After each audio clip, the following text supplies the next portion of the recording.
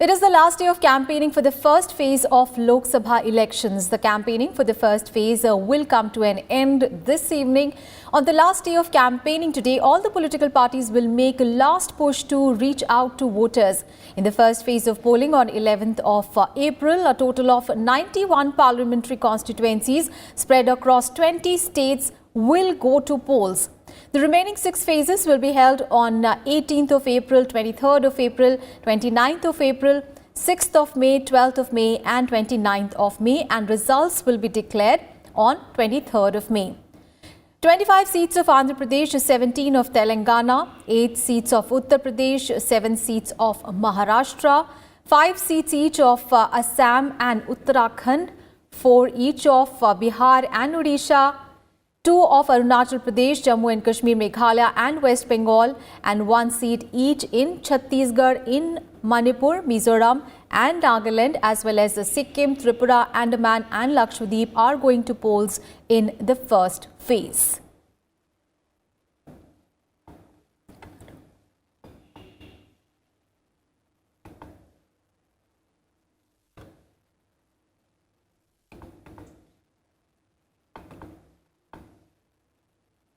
And speaking about the key candidates in the first phase of Lok Sabha elections, the Congress has pitted former BJP leader Nana Patole against senior BJP leader, Union Minister Nitin Gadkari from the Nagpur Lok Sabha seat in Maharashtra.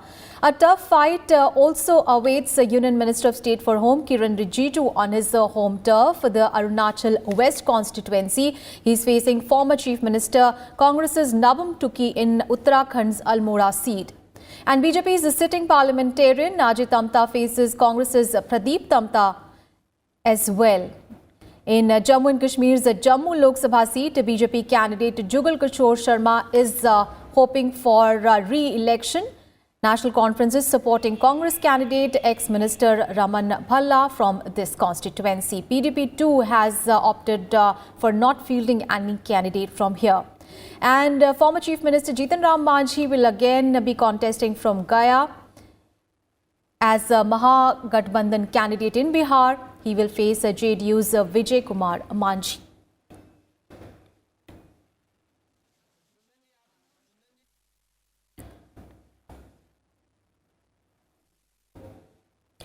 And let's get all of the updates. We have with us our colleagues joining us from 3 different locations. We have with us Vishal Daya joining us from the Congress's headquarters. And we also have with us BJP, Panchanan Mishra joining us from the BJP headquarters. And Ravindra Singh Shioran is joining us from Nagpur in Maharashtra. First coming to you, Vishal. Of course, today is the last day of campaigning for the first phase of Lok Sabha elections. The country, of course, will witness the first phase of polling on 11th of April. All the big leaders, including Congress President Rahul Gandhi, will make last-ditch efforts to woo voters before the first phase. Tell us more, because we understand that Congress President Rahul Gandhi will visit Assam, Bihar and Odisha today.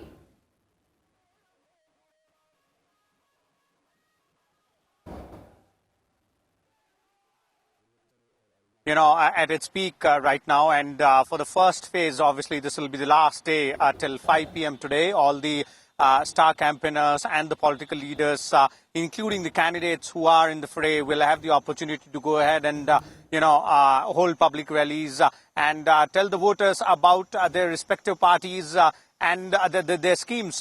Speaking specifically about the Congress here, Aishwarya, they had come out with their manifesto around a week ago and put more focus on, the poverty, issue of poverty with that Nyaya scheme, ensuring that if they come to power, they'll give 72,000 rupees per annum to the poor families.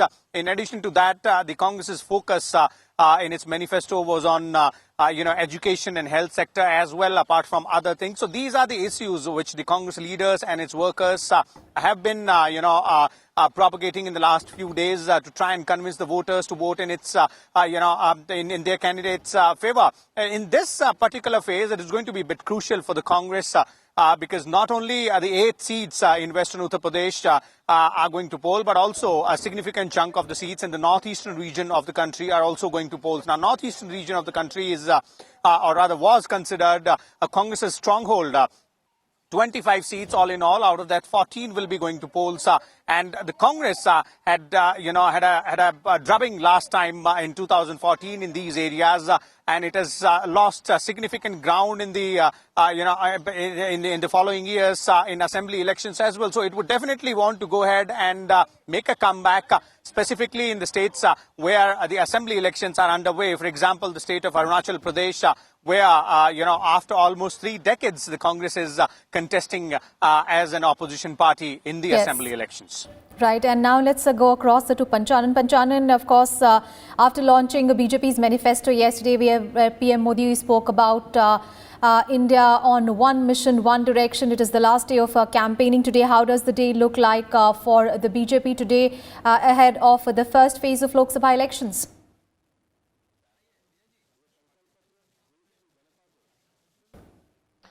Aishwarya, it's the last day of campaigning. Up to 5 p.m. there will be campaigning for this first phase, which is going for poll on 11th of April. So, along with the candidates and the Prime Minister Narendra Modi is holding rallies at 3 places, and Party President Amit Shah is also holding rallies and also the road shows to gain the maximum vote and maximum support from the voters. But as far as the BJP is concerned, yesterday itself we have seen that BJP has released its manifesto as a Sankalp Patra, and party has clear-cut declared that development will be the core agenda for its for going to this poll.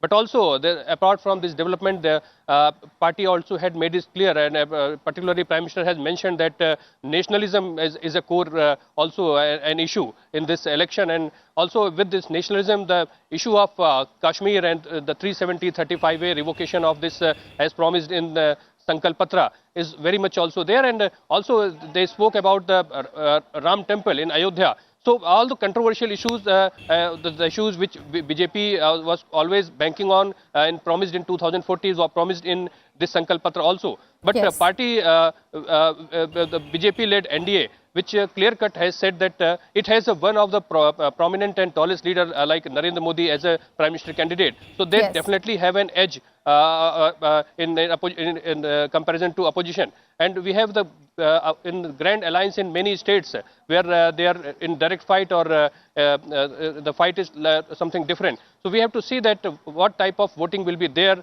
But this is certainly a historic 2019 Lok Sabha election. Right, and now let's go across to Ravindra, who is joining us from Nagpur. Ravindra, of course, Maharashtra is a very important state. It is a representative of 48 Lok Sabha seats, which will go to polls in 4 phases. As far as the first phase is concerned, how does the contest look like? Because we have 2 key alliances pitted against each other, BJP Shiv Sena combined versus Congress NCP alliance. What are the key contests in this, that are going to be very interesting in the first phase? Of course, Nagpur is there, Nitin Gadkari versus Nana Patole.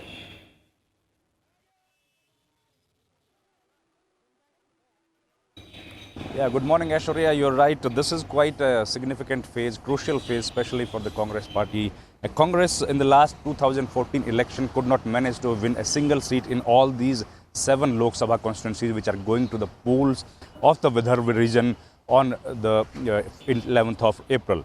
BJP could manage to register a facile victory in all the 7 seats with the help of the ally partner, the Shiv Sena, in all the 7 seats. This is the Vidarbha area, which is known as one of the poorest, deprived, and farmers are in distress in this area, which is infamously known and in the news for quite a long time because of the farmers' suicide, which has been happening here for the last many decades. After this government came into being, the government has launched a lot of schemes for the help of farmers, which is now quite visible in this area as well. Vidarbha is the region which is now demanding a separate statehood for a long time now. But in this election, that issue is not is a bit dream, and political parties and the activists which has been demanding the Vidarbha statehood, they have been sending that because of some infrastructure projects which has been brought to this area for the development of this region. I think that is one of the reasons that this demand has now been a bit slowly is not being raised so far. Also, yes, some of the issues of infrastructure. Of course, that is one of the key issues you were mentioning. Thank you so much, Ravindra, as well as Panchanan Mishra for all those updates there. Vishal, you stay with us. We'll just come back to you because we also need to talk about assembly elections in Arunachal Pradesh. And today is the last day for filing of nominations for the fourth phase of Lok Sabha elections. Voting will take place in 71 constituencies across 9 states on 29th of April. In this phase, voting will be held in 17 seats in Maharashtra, 13 seats each in Rajasthan and Uttar Pradesh, 6 seats each in Madhya Pradesh and Odisha, 5 seats each in West Bengal and Bihar, 3 in Jharkhand and 1 seat in Jammu and Kashmir. The prominent faces in this phase are Samajwadi Party candidate Dimple Yadav, former Union Minister Shri Prakash Jaiswal from Kanpur. From West Bengal's Asansol seat, TMC candidate Munmun Sen is going to contest against BJP's Babul Supriyo, while BJP's Giriraj Singh is to contest from Bihar's Begusarai. Meanwhile, in Odisha too, fourth and final phase of nominations will end today for 42 assembly segments, and polling will take place on 29th of April. And today is also the last day of campaigning for the assembly elections in Andhra Pradesh, Sikkim, Arunachal Pradesh and in Odisha. In Andhra Pradesh, the stage is set for the single phase polling for simultaneous elections to 175-member Andhra Pradesh Assembly and for 25 Lok Sabha seats on 11th of April. The TDP is locked in a fierce battle for power with the YSR Congress Party. A little over 3.93 lakh voters, including 1.98 crore women, are eligible to cast their votes to decide the fortunes of over 3,800 candidates in the assembly polls, including Chief Minister and TDP President N. Chandrababu Naidu, YSR Congress Chief YS Jagan Mohan Reddy and Janasena leader and actor Pawan Kalyan. And Sikkim will also see the conduct of simultaneous assembly polls and general elections on 11th of April. The term of the 32-member state legislative assembly ends on 27th of May. And currently out of these 32 seats, the ruling Sikkim Democratic Front, led by Chief Minister Pawan Kumar Chamling, holds the majority with 22 seats, while the second major and opposition party, the Sikkim Krantikari Morcha, has 10 seats. Besides these, this time the voters of Sikkim will face another political outfit in the fray, that is HSP, led by ex-footballer Baichung Bhutia. And in Arunachal Pradesh, we will see elections for 57 state seats and 2 Lok Sabha seats on 11th of April. The Assembly and Lok Sabha election is most likely to see a heated contest between the BJP, Congress as well as Conrad Sangma-led National People's Party or the NPP, People's Party of Arunachal Pradesh and Janata Dal Secular. Now, BJP's Pema Khandu, the current Chief Minister, will contest the elections from the Mukto Vidhan Sabha constituency, and former Chief Minister Gegong Apang, who recently quit the BJP, has been given a ticket by the Janata Dal Secular. And speaking about Odisha, the assembly elections here will be conducted between 11th to 29th of April. Odisha has 147 assembly constituencies that will go to polls in 4 phases. And the term of Odisha Assembly ends on 11th of June. Odisha's last assembly elections were held in 2014 when Naveen Patnaik's BJD had won the polls.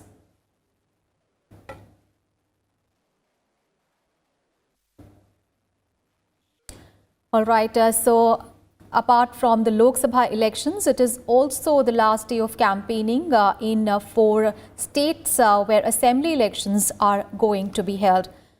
First, let's get all the details from Anu Diwan, who is joining us from Odisha. Anu, Odisha is very significant because it has 147 assembly constituencies that is going to polls in 4 phases. And of course, the key contest is, the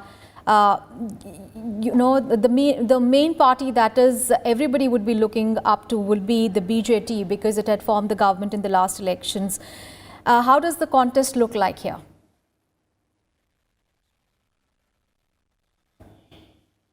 Definitely, Aishwarya. This time, Odisha is a very key seat for key state for every political party, because last time, if we see the assembly numbers, accordingly 10 to 11 seats BJP has won, and the Congress was on the Congress has won 15 seats, but BJD formed the government with the mere number of 117. So BJD is keeping an eye. If we see the latest record, the past records of BJD, it was 123 seats at the time of Biju Patnaik, when BJD was the highest gaining party. But this time the competition is between the three political parties, BJD, BJP and Congress, where BJD is working hard to sustain the number of 117 or to gain from it and the BJP has already targeted to win 120 seats, and Congress is also in the key contest. But if we see the main opposition party, when asked from the BJD, it said that the BJP is the main contestant against them, whereas they are not considering Congress that too important, because they feel that the Congress has lost its relevance in the Odisha. But BJP is also BJP is saying that they will gain the seats where the Congress had won in the last assembly election, and they will complete their target of winning 120 seats in the assembly. All right, our colleague Kriti Mishra is now also joining us from Nizamabad in Telangana. She's keeping a very close eye on the elections in Andhra Pradesh. Kriti, speaking about Andhra Pradesh, of course, the stage is set for the TDP YSR Congress contest. Of course, the Congress and the BJP are also there, and they're fighting on their own. But it will be very interesting to see how this TDP and YSR Congress battle really pans out.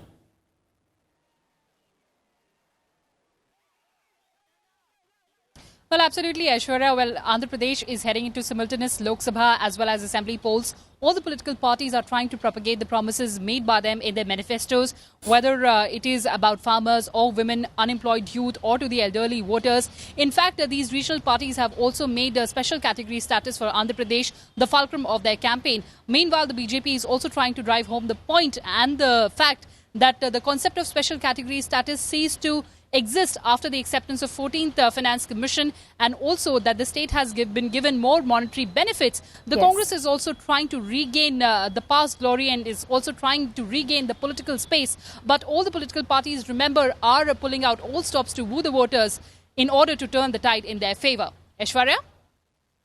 Right, Kriti, thank you so much for all those updates there from Telangana. Of course, you're keeping a very close eye on the developments in Andhra Pradesh as well, which will see, of course, a very important and a very interesting contest, TDP versus YSR Congress. And of course, the narrative has been on around the special category status for the state of Andhra Pradesh. Thank you so much, Kriti, as well as Anu, who joined us from Odisha, and thank you so much, Vishal, as well.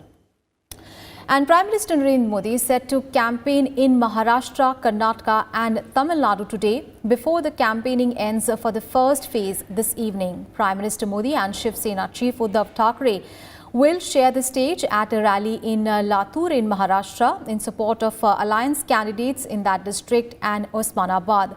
Polling for these districts will be held on 18th of April.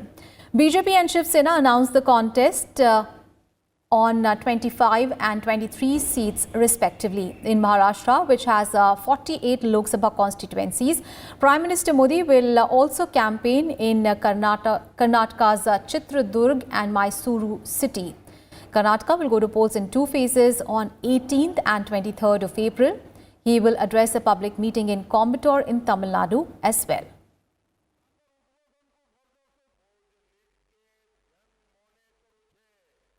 And with campaigning for the first phase of Lok Sabha polls coming to an end this evening, political parties are making last-ditch efforts to reach out to the voters. BJP President Amit Shah will address rallies in Shamsabad in Telangana and in Nagpur in Maharashtra.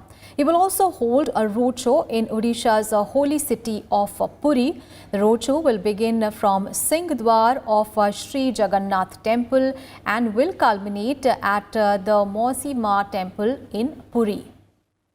And Congress President Rahul Gandhi will lead his party's campaign in Assam and Bihar. He will address an election rally in Panchgram in Assam. He will also campaign at Gaya in Bihar for alliance partner Jitan Ram Manjhi, who is facing JDU candidate Vijay Kumar Manjhi. Polling for Gaya Lok Sabha seat will be held on 11th of April. And Congress in charge for Eastern Uttar Pradesh, Priyanka Gandhi Vadra, will hold a roadshow in Saharanpur today. Bahujan Samaj Party chief Mayawati will address a rally in Bijnor in Uttar Pradesh.